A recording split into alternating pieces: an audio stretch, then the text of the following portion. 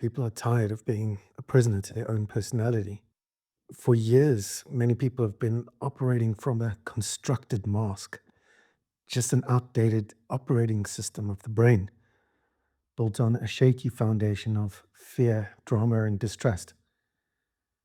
You might feel lost. Some people feel stuck in a cycle of addiction or anxiety. But here is the truth: addiction is not a character flaw, it's a normal response to an abnormal situation.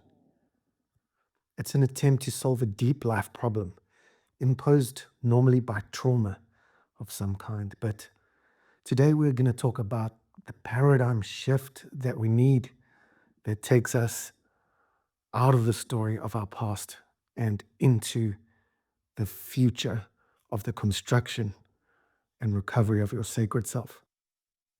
We've got personality on one side and spirituality on the other. Addictive personality disorder, spiritual recovery. So one side is labeled personality, it's many different names, and the other side, spirituality, represented with light, freedom, expansiveness. Most of us spend the first half of our lives building a personality to survive. We develop what we call ego insurgents. It's like ego defenses. And these come in 10 different forms. And we can go through the controller, the perfectionist is another one, the victim. And these masks of personality are here to protect us from a stressful world. These masks were meant to be shields, actually, but eventually they become 20-ton weights that throttle and choke us, just like addiction does. So, spirituality, on the other hand, isn't about dogma. It's about the unveiling of your real, true, authentic self. While your personality lives in the basement of survival mind, which is the limbic system, your spirit resides in the penthouse of the prefrontal cortex of the brain, where all executive functioning happens. Not addiction, executive functioning, where we can actually do the things we want to do that serve us. So the shift from one side to the other, neurobiologically speaking, happens when you realize you are not a puppet of your past, but the conscious author of your destiny. And it's important in recovery. You've got to realize that. So, how do we start? How do we get an image of ourselves shifting from this, addicted, closed, shadowed, vulnerable victim of a person who wants to return and recover a sense of gratitude, self love, belonging, connectedness in this world, developing certainty for themselves, presence and resilience, those sorts of things.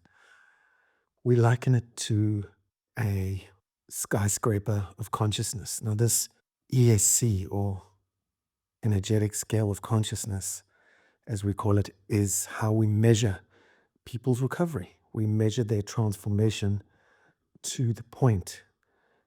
So the scale is 0 to 1,000, 0 being the basement where you're closed, um, vulnerable, in severe suffering and pain.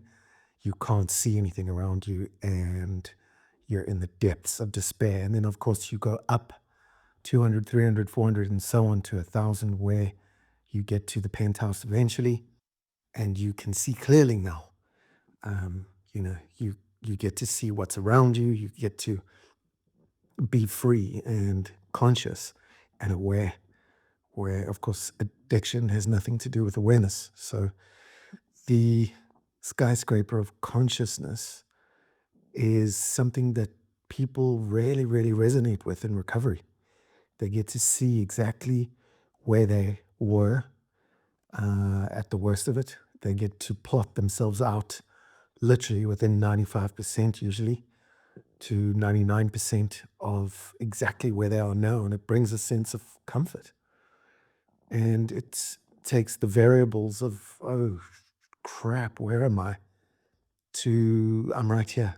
And you can see with that trust in a process that's tangible. You can see where you're going, and you move out of things like force towards authentic power.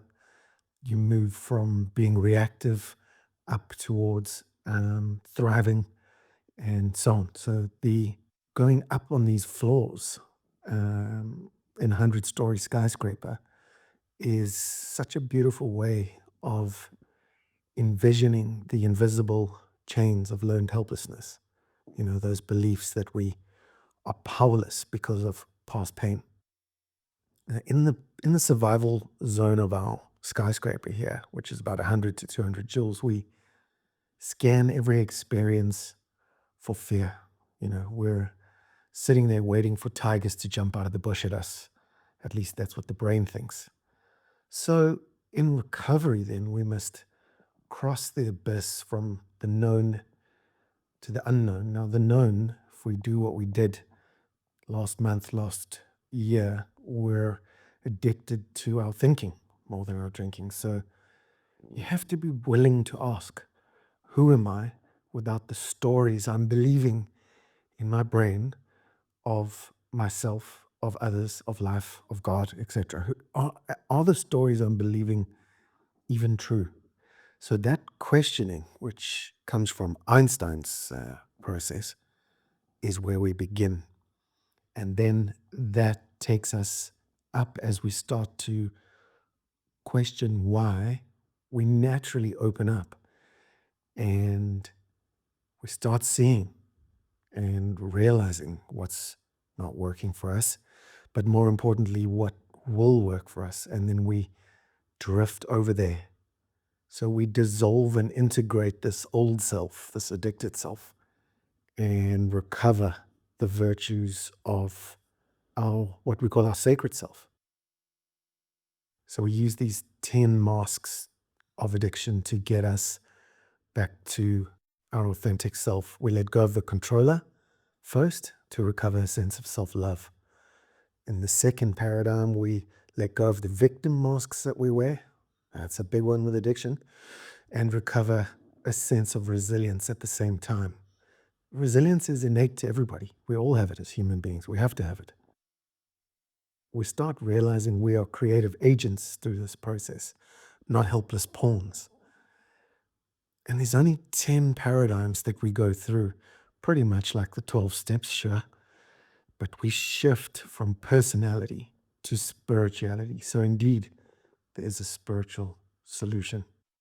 This method of addiction recovery is a scientific revolution of the self. You are accessing your internal agency, your internal pharmacy, which is neurochemical, using self-regulation, for example, which slows down your brainwaves. It's brain-heart coherence that happens. It's a natural physiological flow into ease from frightened states. And eventually, doing enough work, you arrive at a state of consciousness, expanded, pure consciousness, where fear flees because it has nothing to attach to. When you remove the mask, fear has nothing to attach to. You're no longer reacting to a 500-piece puzzle that you thought you were. You now see a 1,000,000-piece puzzle of reality. So you open, expand your consciousness, and that's recovery. You become a creative, contemplative, choosing love over fear at every turn, rather than self-harm. You finally realize that nothing you truly are was ever lost. It was only veiled by your frightened personality. So there's a sense of freedom with that. Your recovery journey from survival to arrival starts with one conscious choice. Stop searching for external elixirs and arrive at your sacred self. Go within, not without, and ask yourself before every decision, does this nourish my soul? DTNMS. Does this nourish my soul as you bring choice back into your life? Addiction is choiceless. and the work is waiting for every one of us. All you have to do is show up for yourself, develop awareness, cultivate acceptance, formulate a plan of new action. Awareness, acceptance, and action is the 10-step paradigm process for addiction treatment.